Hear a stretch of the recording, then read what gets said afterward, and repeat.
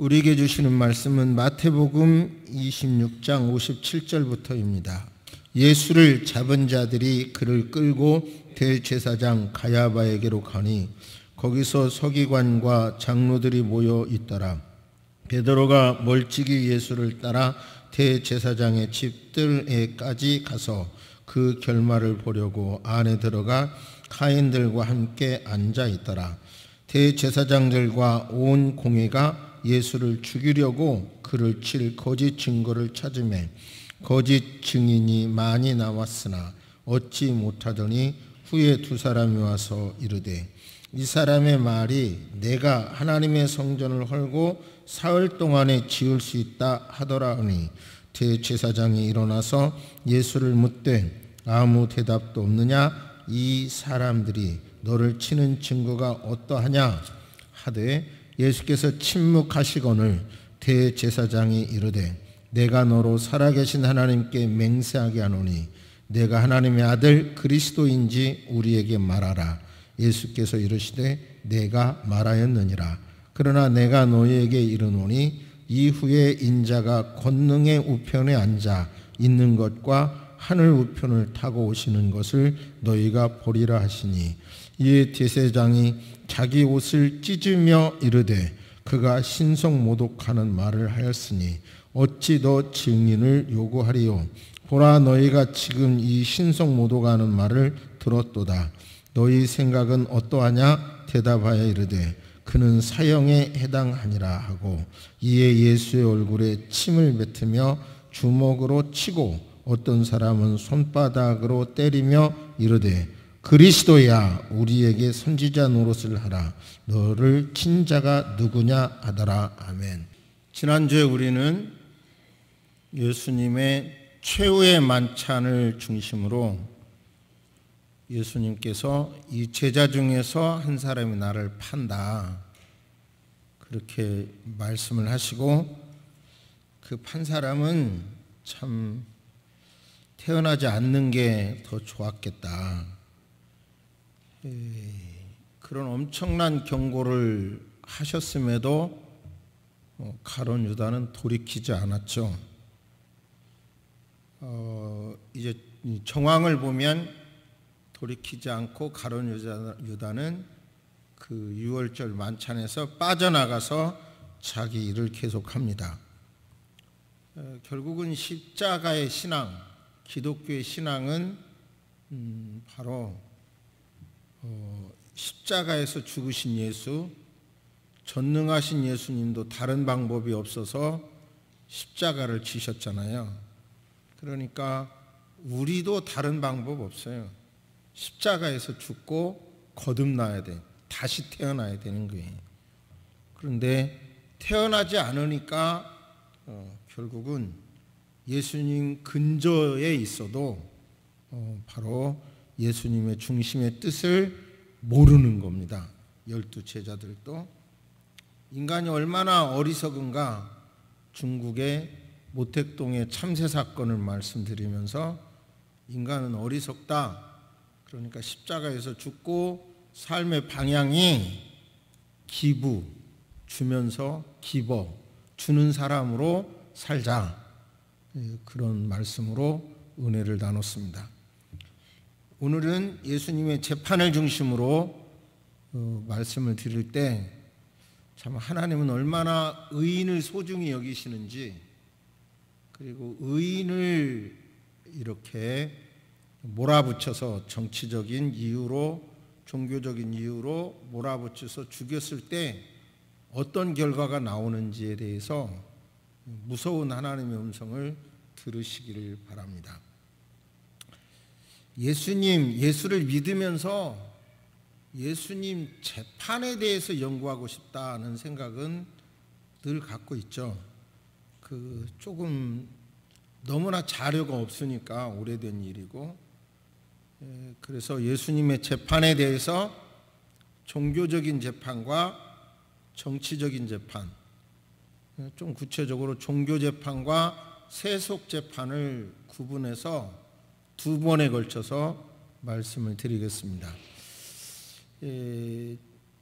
지난주에 인용한 대로 현재는 서울시장인 박원순 씨가 인류 역사의 획기적인 재판 10편인가를 책으로 냈더라고요. 그 중에서 하나가 한 챕터가 예수님의 재판에 대해서도 나름 간략하게 잘 분석을 해서 썼다는 평가를 합니다. 그런데 예수님의 재판에 대해서 알고 싶어서 성경을 찾아보고 또 박사 논문도 한 편이 있고 석사 논문도 있는데 그 두 편은 제가 프린팅해서 보고 저도 아무래도 옛날 세대인가 봐요. 전자책으로보다는 손으로 종이를 만지면서 읽는 게 훨씬 저는 이해가 잘 돼서 두 편은 복사를 했고 책도 보고 여러 편의 논문도 보면서 예수님의 재판에 관해서 조금 더 많은 정보를 소개하고 싶어서 노력을 했습니다마는 어떤 정보가 있어도 과연 입증 자료가 확신이 없기도 하고 참 어려움이 있지만 어쨌든 성경을 중심으로 예수님 재판에 대해서 말씀을 나누겠습니다. 크게 보면 체포에 와서 안나스에게 가요. 실제적으로는 어떤 권한도 없는 사람인데 전직 제사장 안나스에게 가고 안나스가 신문한 다음 가야바에게 가고 근데 가야바에서 그때는 심야에 재판을 하고 일부 산헤드린 공의원이 오게 되고 아침에 산헤드린 공의회에서 정식 재판을 하고 그 다음에 이제 사형을 시키기 위하여 이제 산헤드린 공의회는 종교적인 문제와 웬만한 문제는 재판을 하지만 사형까지는 할 수가 없었거든요. 그러니까 빌라도에게 보냈고 빌라도는 다시 자기가 그 재판을 하는 게 부담스러우니까 헤롯에게 보냈고 다시 헤롯도 그것이 부담스러우니까 빌라도에게 보내는 그런 과정의 재판인데 그 안을 이제 성경에 나와 있는 내용을 중심으로 그 안에 좀 커다란 사건이 이제 베드로가 부인했다든지 예수님을 3번 부인했다든지 가룟 유다가 자살했다든지 이런 사건을 중심으로 이제 예수님의 재판을 구체적으로 말씀을 드릴 때 참 예수님의 재판이 불법이었다는 것을 깨닫고 우리는 이런 일은 하지 않아야 되겠구나 그것을 깨닫게 되시기를 바랍니다. 그런데 지난주에 좀 전라도 출신의 검사가 쓴 검사내전이라는 책을 누가 추천을 해서 읽었는데 그 사람의 첫 제목이 사기공화국. 자기가 검사를 해놓고 하면서 보니까 예를 들어서 폭행 같은 건 단순하잖아요. 근데 사기는 뭐 기가 막히게 사기를 해먹고도 처벌을 안 받는 그런 사례가 너무 많아서 결국은 대한민국을 자기가 볼 때 사기공화국이 부동산과 관련된 그런 사례가 참 많이 있더라고요. 그러니까 눈을 뜨고 살아야 사기도 안 당하고 그러는 거예요. 아무튼 한번 제가 옛날부터 기도하는 거는 우리 성도님의 삶에서 단 한 번이라도 큰 사기 안 당하길 바란다 이거예요. 사기를 당하면 인생 전체가 흐느적거 버리거든요. 그러니까 사기 당하지 말기를 바랍니다. 이제 그 내용은 주제가 다르니까 깊이 말씀 안 드리겠고 오늘 예수님의 재판을 보면서 성경을 정말 깊이 봐야 되는구나 의식을 가지고 신앙생활 해야 되는구나 그거를 깨닫게 되기를 주의 이름으로 축복합니다. 아멘.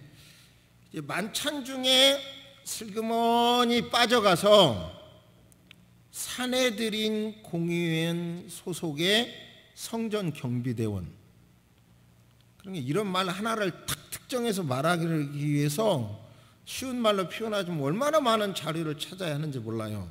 저 같은 성격, 저같이 어느 정도 법을 아는 사람의 입장에서는. 어쨌든 로마 군인이 아니라 사내들인 유대인들의 종교재판인 거기에 소속 성전 경비대원에게 가룟 유다가 달려가서, 그러니까 거기에 연관된 하인이나 또 로마 군인까지도 어느 정도 따라온 것 같아요 보여요. 그들하고 이제 가룟 유다가 짜요. 그들이 신경 쓰는 것은, 가룟 유다가 신경 쓰는 건 예수님의 따르는 일행들이 예수님을 체포했을 때 무력으로 저항하는 것을 염려했어요. 생각보다 자료를 찾아보니까 많이 염려했더라고요.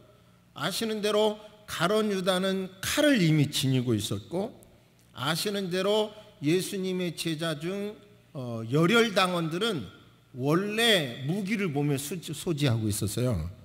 그러니까 가룟 유다나 예수를 체포하려는 사람들은 예수님의 제자 일행이 체포했을 때 무기로 강력 저항을 할까봐 이게 염려가 됐고, 예수님을 가룟 유다가 팔았다라고 하는 말은 정확히 말하면 노예 팔듯이 인신매매했다는 의미가 아니라, 정확히 말하면 예수님을 저항이 약할 때 잡을 수 있도록 정보 제공한 것을 우리는 정확히 예수님을 팔았다고 말하는 겁니다. 유월절 만찬을 마치고 예수님과 제자 일행은 그 유명한 땀방울이 떨어지는 겟셋마네 기도하러 가요. 그래서 그 밤에 기도를 한 다음에 예수님께서 이제 나를 파는 자가 다가온다 그러면서 가룟 유다와 그 일행들이 다가오는데 짜요. 근데 여러 사람이 있는데 정확하게 예수님을 특정해서 잡아야 되는데 잘못 잡으면 안 되니까 내가 가서 입 맞추면 그 사람이 예수다, 이걸 짜니까 그 사람을 잡으라, 이렇게 딱 짜요. 그러니까 이제 검과 몽치를 가지고 예수님을 이렇게 잡으려고 오게 되는 겁니다. 가룟 유다가 와서 랍비여 안녕하시옵니까? 랍비여 안녕하십니까? 말을 하고 입을 맞춰요. 예수께서 친구여 내가 무엇을 하려고 왔는지 행하라 그래요. 그러자 이제 그 따라온 사람들이 예수님께 손을 대어 잡습니다. 그때 이제 마태복음 26장 말씀입니다. 베드로가 거기에서 예수와 함께 있는 자라고 했지만 정확히 베드로죠. 손을 펴서 칼을 빼서 대제사장의 종 말고의 귀를 칩니다. 그래서 귀가 떨어지죠. 그 굉장한 무술 실력인 것 같아요. 귀가 탁 떨어졌다는 건 정말 굉장한 무슨 실력이었죠. 예수께서 내 검을 도로 칼집에 꽂으라. 검을 가지는 자는 다 검으로 망하느니라. 그러면서 요한계시록에는 천사 하나를 불러서 엄청난 재앙을 하는 걸 우리가 봤잖아요. 그런데 예수님 말씀하시기를 내가 지금 당장 12영 더 되는 천사를 보내도록 기도해서 이거 싹 해결해 버릴 수 있다. 그렇지만 그렇게 하면 어떻게 성경에 기록된 예언이 이루어지겠느냐. 그러니까 나는 성경을 이루기 위하여 묵묵히 잠잠히 이것을 받아들인다. 그렇게 말씀하시면서 내가 성전에서 가르칠 때는 가만히 있다가 왜 검과 몽치를 가지고 나를 잡으려고 하느냐? 이것은 결국은 이것도 다 성경을 이루려고 하는 거다. 이렇게 하시면서 거기에 순순히 체포를 당하게 됩니다.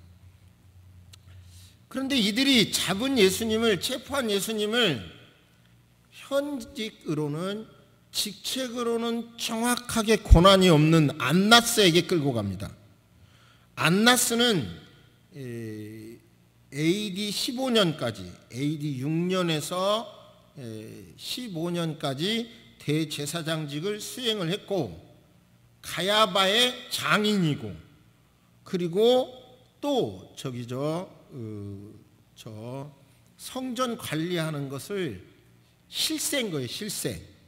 그 당시 산헤드린 공의원들의 실세 안나스가.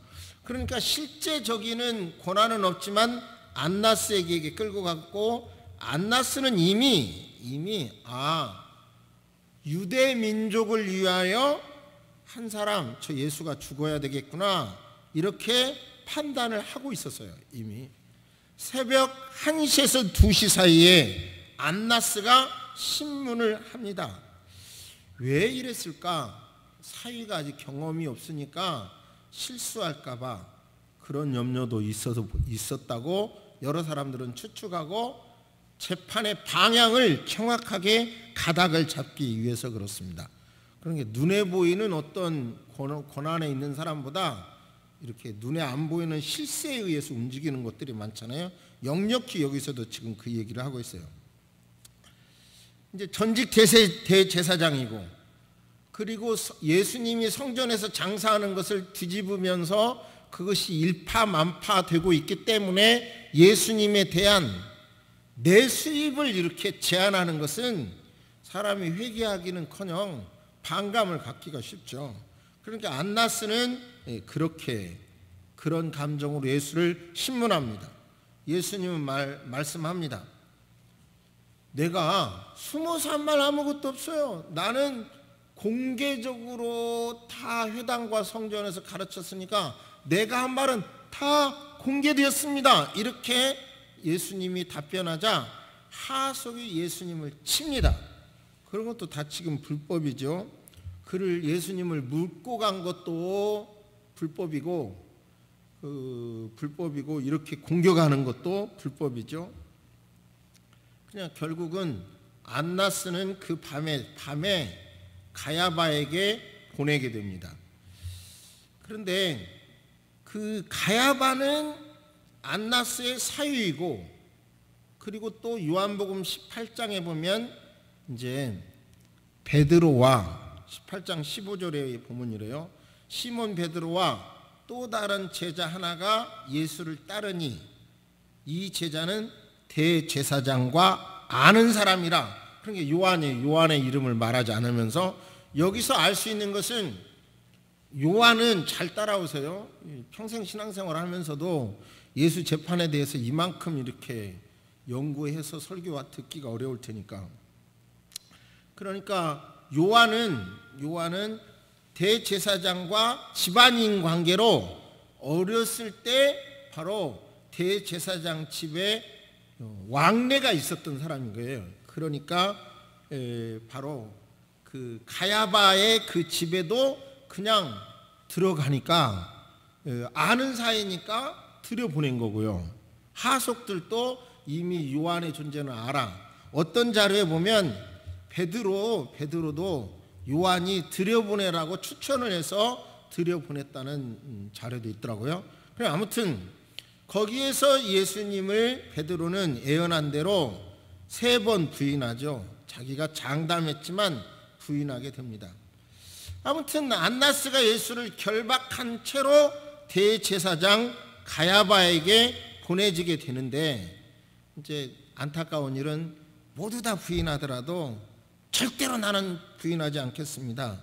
예수님이 닭 울기 전에 3번 부인하리라 그렇게 했지만 절대로 아니라고 다른 제자들도 역시 나도 안 그러겠습니다 하지만 초라하게 베드로의 장담은 완전히 꺾여지죠.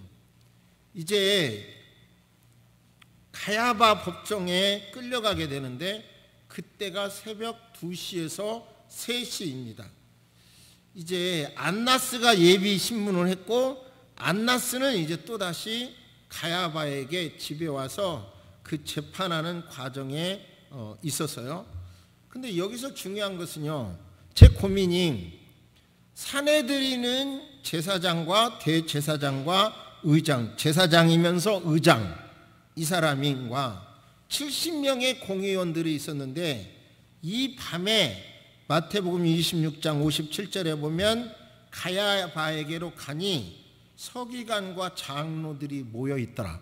그러니까 그 다음에 아침에는 다 모였는데 일부만 모여 있어요. 이제 이런 데서 이제 저 같은 성격은 고민스러운 거예요. 그러면 사내들인 공회가 개회 성수가 몇 명이었지?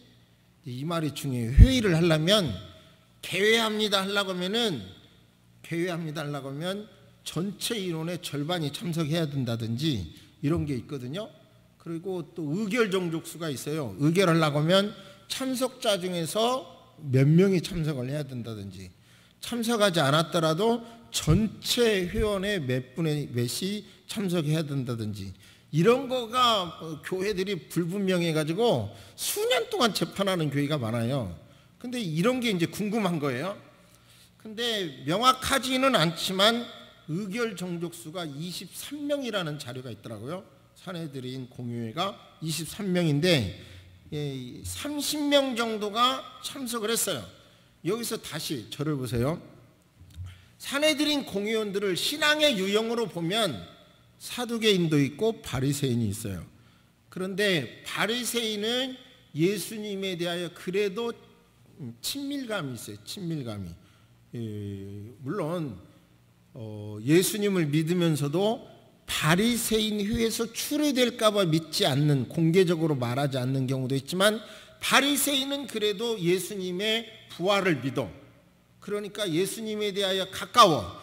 그러니까 여러 자료를 보니까 이 일부 밤에 모인 사람들은 바리새인을 뺀 공회의원들을 모였다는 자료가 상당히 저에게는 설득력이 있어 보였고요. 그래서 이제 그 밤에 1차 거기서 신문을 합니다. 그리고 이제 재판의 모든 경우를 방향을 딱 거기서 결정을 하죠. 마태복음 26장 59절에 보면 대제사장들과 온 공회가 예수를 죽이려고 그를 칠 증거를 찾아. 이제 재판을 하면서 이제 정확하게요. 사내들인 공회는 재판부예요, 재판부. 그러면 뭔가 우리 형식으로 봐도 검찰에서 사법당국에서 조사를 해서 이 사람은 죄가 있습니다 하고 기소를 해야 되잖아요. 그러면 여기는 재판국이니까 뭔가 죄를 갖고 재판을 해야 되는데, 재판을 하면서도 죄가 없는 거예요. 지금 아직 하나도.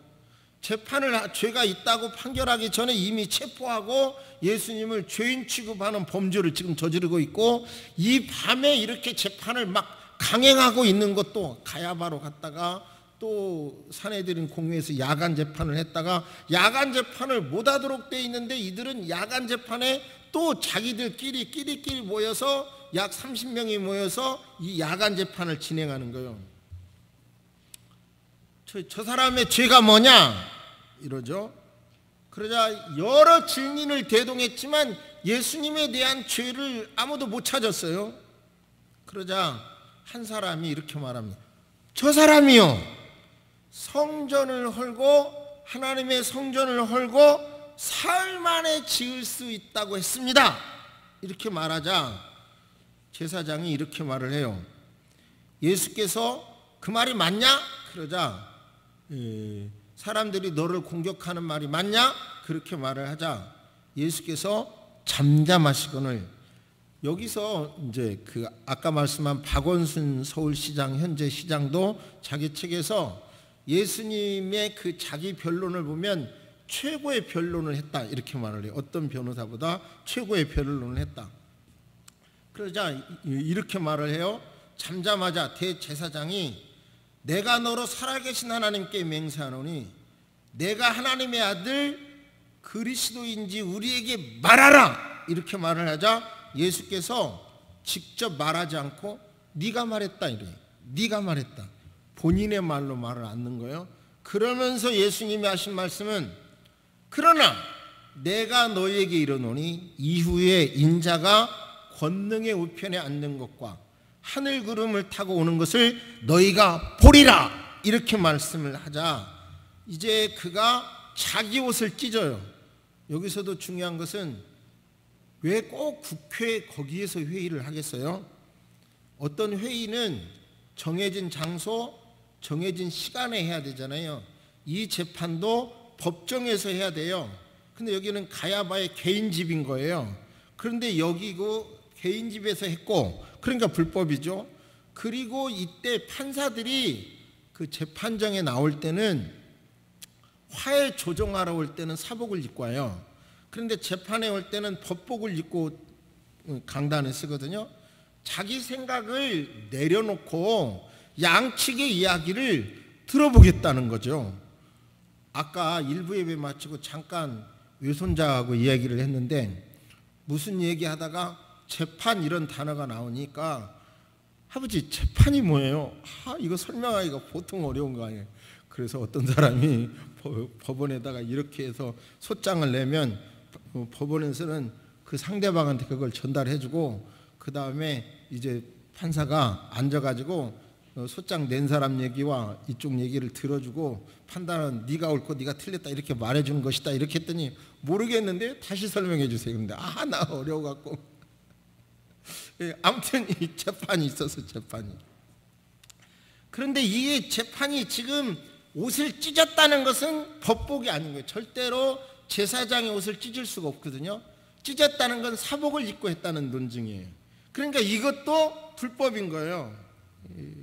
그러니까 이제 사람들이 말을 합니다. 성전을 헐고 사흘 만에 짓겠다라고 하는 것은 이것은 엄청난 범죄다 이거예요. 그런데 우리가 따지고 보면 예수님께서 성전을 헌다는 죄가 정확하게 뭐예요? 그 성전을 물리적으로 망치로 꽃갱이를 가져가서 헌다는 뜻이 아니라 구약에 내려오던 이 성전의 의미가 이제는 헐어지고 내가 십자가에 달려 죽고 살아난다는 의미죠. 할렐루야. 그러니까 예수님이 하신 말씀은 현행 법적으로 뭐 아무런 문제가 없는 말씀이고 구약 성경 전체를 놓고 보면 아무 문제가 없는 말씀이에요. 그런데 다시 이들은 자기들의 약점을 이제 해소하기 위하여 이제 아침에 다시 사내들인 공의회를 두 번째로 모여서 거기에는 모든 사람들이 다 모였다고 말을 합니다. 다 모여서 예수님의 재판을 다시 하게 됩니다. 아침 재판을 하게 되죠. 그래서 이제 날이 밝자 정식으로 다 사내들인 공의원들이 모여서 그렇게 해요. 여기서 중요한 것은 니고데모와 아리마대 사람 요셉은 참석했을까? 이제 이런 질문이 들죠. 그분들은 아까 바리새인에 대해서 얘기를 했죠. 근데 아무튼 이 불법 재판이 이루어진 것을 말씀드리면 죄인으로 확정된 어떤 검사의 기소를 갖고 요즘 말로 말하면 죄인이라는 것이 됐을 때 그를 체포할 수 있고 한데 죄인이라고 하는 것을 특정하지도 않은 채 재판부가 사람을 시켜서 잡고 재판부가 판사가 그리고 판사가 아니라 양측의 얘기를 들어보려고 하는 게 아니라 한쪽 얘기만 듣고 오히려 그를 잡기 전에 죽이려고 결정을 해놓고 그런 일을 해놓고 그 다음에 야간 재판을 할 수도 없는데 야간 재판을 했고 법정에서 해야 되는데 사적으로 해서 방향을 결정해 놓은 다음에 정식 재판으로 자기들은 그동안에는 사내들인 공의회에서는 사형을 구형할 수 없음에도 결국은 사형을 말하게 되고 구형하게 되고 판결하게 되고 그리고 더 나아가서 이제 실제로 죽이기 위해서 바로 빌라도 재판으로 가는 그런 범죄를 저지른 거죠.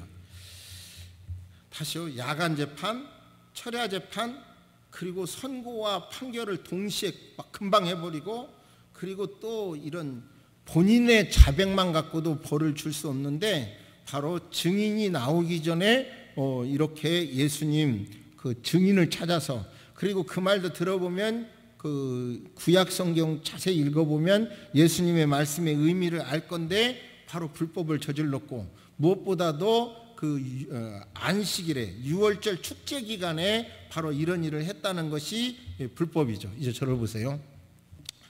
자, 그런데 여기서 중요한 것은 아리마대 사람 요셉이나 니고데마 같은 사람은 왜 잠잠했는지, 바리새인들도 자기들이 예수님을 나름대로 인정하면서도 철저하게 그를 완전히 보호하지는 않죠.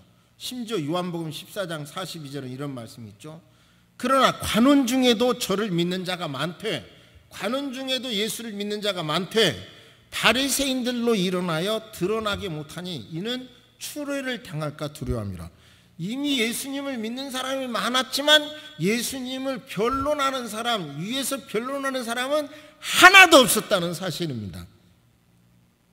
예수님 십자가에 달려 죽는 일을, 그리고 안나스나 이런 사람들은 예수님이 무슨 죄가 있어서가 아니라 자기들의 마음에 상하기 때문에 그를 죽이려고 답을 정해놓고 판사의 입장에서 공정하게 재판을 해야 될 판사의 입장에서 체포를 한다든지 이런 모든 일을 하고, 더군다나 심야 재판에 그렇게 끼리끼리 얼렁뚱땅 모여가지고 재판의 방향을 저지르는 이런 만도 안 되는 그런 불법이 계속된 겁니다. 자, 여기서 안타까운 것은 그렇게 중요했나? 아리마대 사람 요셉은 니고데모랑은 나중에라도 용기를 내기는 했지만 그렇게 예수님의 죽음 앞에 잠잠해야 했나? 그렇게 목숨이 중요했나? 그러나 확실한 것은 이제 나중에 보면, 그러면 내가 누구를 놔주랴? 그러자 예수를 놔주고 싶어 했지만 예수 놓아주는 걸 싫어하면서 그들이 하는 말은 그 피를 우리와 우리 자손에게 돌리소서. 그들은 그렇게 말했고, 의인은, 예수님은 결국은 그들의 요구대로 십자가의 처형을 당했지만 AD 70년에 나라는 망해서 온 세계에 흩어졌고, 여러분 히틀러 치하 시대에는 600만의 유대인이 죽습니다. 그러니까 결국은 왜 잠잠했냐 이 말이에요. 죽을 때 죽더라도 진리에 대하여, 예수님은 그건 우리가 말하는 죄가 아니잖아요. 빌라도 당신이 말하는 국가범죄자는 아니잖아요. 이렇게 말할 수 있어야 되는데 왜 예수님을 믿으면서도 많은 사람은 아무 말 하지 못했냐 이 말이에요. 그런 역사의 일은 반복됩니다. 그런 역사의 일은 반복돼요. 예를 들어서 우리나라의 일제강점기에 신사참배 거부해서 수많은 사람이 감옥에 갑니다. 그런데도 일제 신사참배는 종교 행위야 라고 적당하게 박수치고 비리 붙은 사람들은 그냥 그 시대에 그렇게 살아요. 그러나 하나님은 그를 심판하십니다. 더 무서운 심판은 바로 독일에서도 바로 나치 히틀러가 유대인을 차별하기 시작하고, 그리고 점점 더 여러 가지 고난을 가지고 나치당 히틀러의 고난이 점점 세져요. 제가 법을 배울 때 지금도 잃어버리지 않는 것은 가장 합법적으로 법을 이행한 사람이 히틀러라. 그래서 그게 말이 돼요? 그랬더니 그때 교수가 하는 말이, 모든 고난을 다 위임받아서 자기가 행사했기 때문에 법적으로 하자가 없이 완벽하게 합법적으로 한 거래요. 그런 일들을 바라보면서도 독일 교회는 결국은 그때도 많이 쓴 말이, 칼을 쓰는 자는 칼로 망한다는 말을 가지고 교회는 잠잠했어요. 그 결과 히틀러는 하나님 앞에 말할 수 없는 범죄를 저지르고 맙니다. 아무튼 저와 여러분들은, 우리가 살고 있는 이 시대의 그리스도인들은 의인을 이렇게 우리나라 검사 제도가 있는 이유는 한 사람이라도 억울하게 죄를 뒤집어 쓰지 않도록 하기 위하여 검사가 저렇게 노력을 하는 거거든요. 그런 일이 되도록 돼야 되고, 바로 이런 일들이, 예수를 십자가에 달려 죽이는 그런 일들이 그렇게 엄청나게 우리나라에서 일어난다면 그 죄악을 이 나라 이 민족이 받게 될 겁니다. 우리는 그런 일이 있다면 일어나지 않도록 기도해야 될 것이고 있다면 회개해야 할 것입니다. 우리는 이 말씀 앞에 의인 하나를 특별히 구체적인 물증도 없이 죄인으로 십자가에 달려 죽은 결과 한 민족이 처절하게 역사에서 심판을 받아야 됐고, 우리 역사 속에서도 이런 일이 벌어졌다면 회개할 것이고, 회개가 없다면 그 처벌을, 그 저주를 받게 될 것이며, 앞으로 이런 일이 일어나지 않도록 기도해야 된다는 엄숙한 하나님의 음성을 다 들으시기를 주의 이름으로 축복합니다. 고개를 숙입니다.